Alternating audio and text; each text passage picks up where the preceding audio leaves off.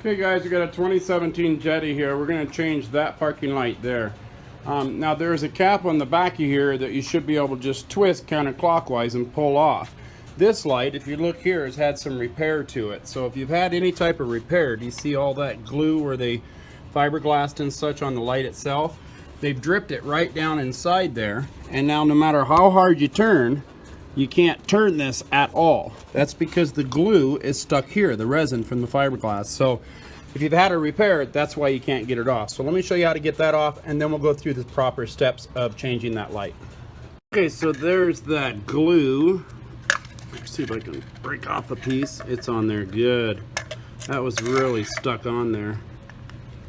I can't, I'm gonna have to just grind it off, I guess, but that's the fiberglass resin that somebody made the repair that dripped down in there. So now I pulled the headlight. You're just gonna reach in, twist the headlight, pull it out and set it aside. Don't touch the bulb there with your oily hands. And then you're gonna do the same thing. It's so hard to get in there to see, but let me just, because it's a small hole, I'm gonna do the same thing. I'm just gonna twist that parking light counterclockwise and then pull the wire out as well. So there we go. Now we have the bulb here. We can pull the bulb out, and that's just going to give a twist to the left and lift straight up. And it looks like an 1156 bulb. One dot on each side. I believe that's 1156. So that's a good thing because I have some of those right over here. So here's our new bulb now. That's just a standard 1156 bulb. That's the bad one, right? I hope. Yeah, see the dark spot right there?